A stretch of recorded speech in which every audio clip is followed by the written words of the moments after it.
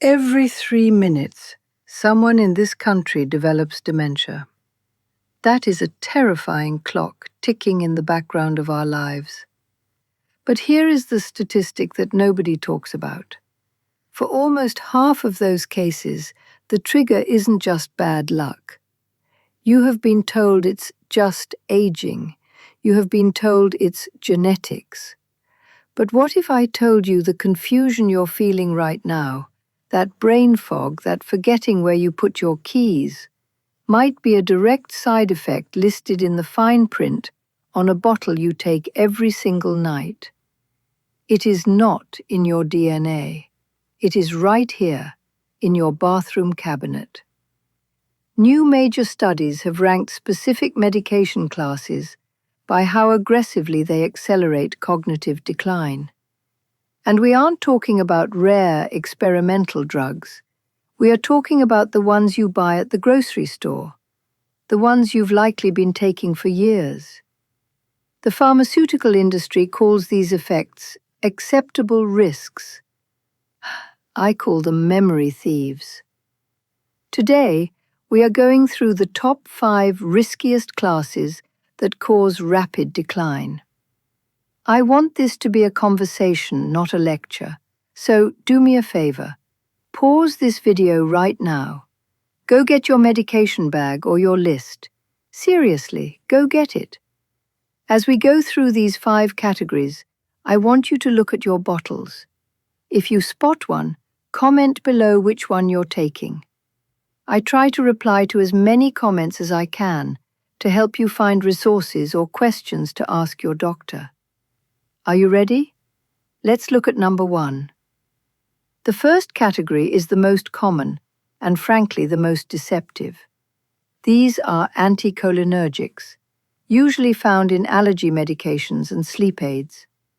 I'm talking about drugs like diphenhydramine, you know it as Benadryl, or doxylamine, found in Unisom or NyQuil. Here is the pattern I see all the time. You have a little hay fever, or maybe you're just struggling to fall asleep. You go to the pharmacy, you grab an over-the-counter box. You think, I didn't need a prescription for this, so it must be safe for my brain. That is a dangerous assumption. Here is the mechanism. Your brain relies on a chemical messenger called acetylcholine. This is the chemical that allows your neurons to fire signals related to learning and memory. It's the spark plug of your cognitive engine. These drugs work by explicitly blocking that chemical. When you take them, you are essentially inducing a temporary chemical state that mimics the pathology of Alzheimer's disease. You are shutting down the system that creates new memories. The statistics on this are frightening. A study published in JAMA Internal Medicine found that strong anticholinergic use daily over 3 years was associated with a 50% higher risk of dementia. Think about that trade-off. You are trading tonight's sleep for tomorrow's memories. So what do? If it's for allergies, look for second-generation antihistamines like cetirizine or loratadine. These don't cross the blood-brain barrier the same way. If it's for sleep, talk to your doctor about magnesium glycinate or low-dose melatonin. We have to get you off the Benadryl highway.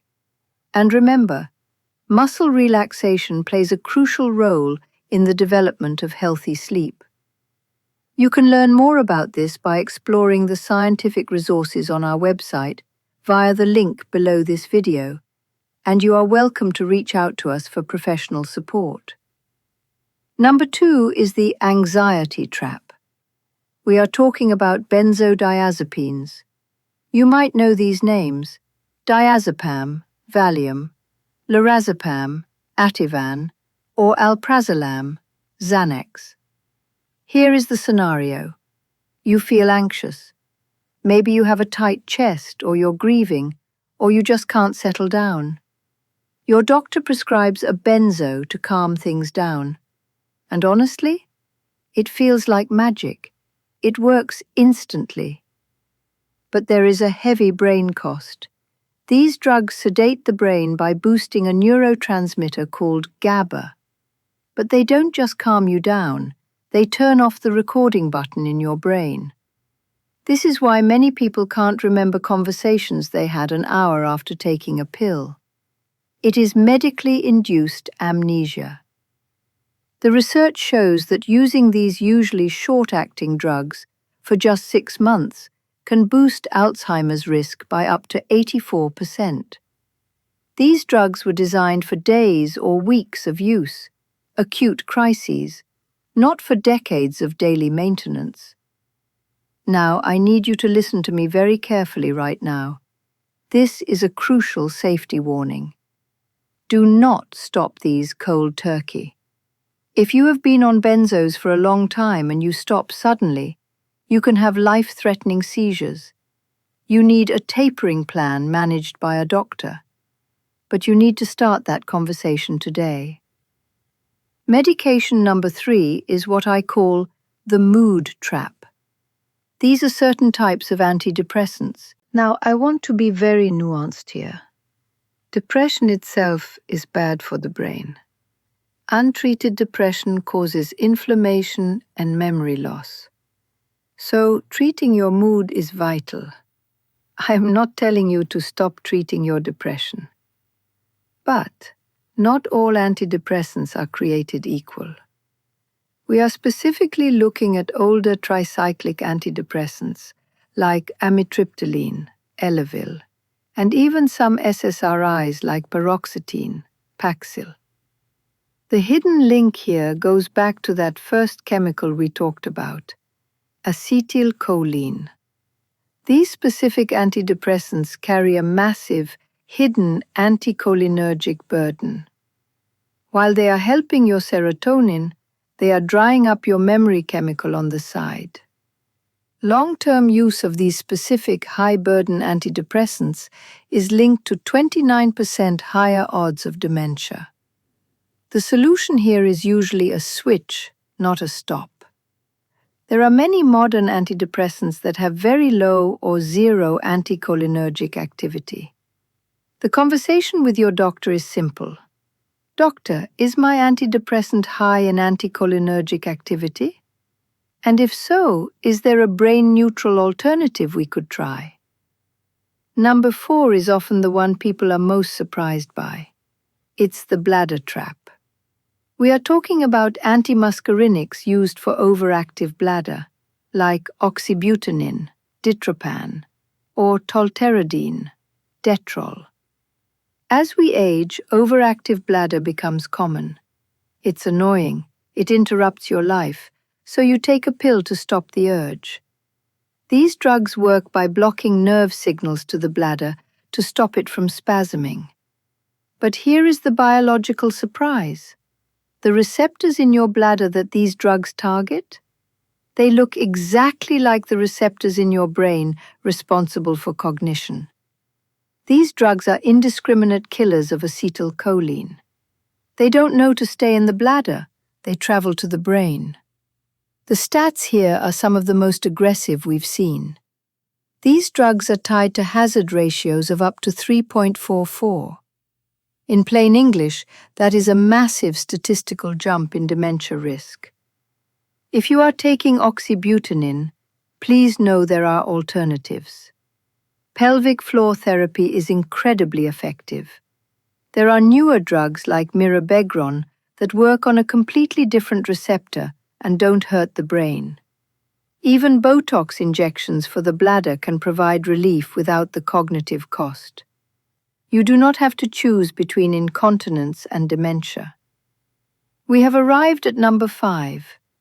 This is the behavior trap. But it also leads us to the biggest secret of this entire video. First, the drug class, antipsychotics. Drugs like quetiapine, Seroquel, risperidone, and olanzapine.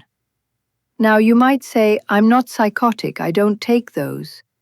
But these are frequently prescribed to seniors off-label. They are used for agitation, for sleep, or for behavioral issues in nursing homes or even at home. These carry the highest odds ratio for dementia, 1.70. They don't just mask the decline, they accelerate it rapidly in vulnerable brains. But here is the twist. The real killer isn't always just one pill. It's the combination. We call this the ACB score, the Anticholinergic Cognitive Burden. Here is the math. Let's say you take the bladder pill, medication number 4. Then you take a little Tylenol PM for sleep, medication number 1. Then you take the antidepressant, medication number 3. In the brain, these effects don't just add up like 1 + 1 = 2. They multiply. The cumulative burden creates a siege on your cognitive reserve. If your ACB score is over 3, your risk of cognitive impairment skyrockets. You might be taking 3 safe drugs that, when combined, create a toxic environment for your memory. So, what do we do? I don't want to leave you in fear. I want to leave you with a plan. Here is your action plan for this week.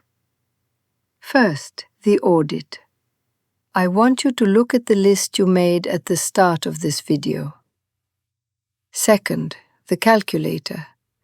I want you to go to Google and type in ACB calculator. It stands for Anticholinergic Cognitive Burden. Plug your medications into that tool. It will give you a score. Third, the script. Take that list and your score to your pharmacist. Pharmacists are the chemistry experts. Ask them this specific question. Can we do a deprescribing review? I am worried about my anticholinergic burden. They can work with your doctor to find safer swaps. I want to end on some good news. Unlike the genetics of Alzheimer's, which we can't change, medication-induced cognitive decline is often reversible. Studies have shown repeatedly that when patients work with their doctors to stop these offending drugs and switch to safer alternatives, the fog often lifts. Memory improves, alertness comes back. Your brain is incredibly resilient. It just needs a chance to breathe without being sedated. Please, don't accept memory loss as just aging until you have checked your cabinet. If this video helped you, hit subscribe so we can fight for your health together. I want to see you in the next video, sharper and healthier. And don't forget, comment your score below. I want to see how many of us can get that number down to 0. I'll see you next time.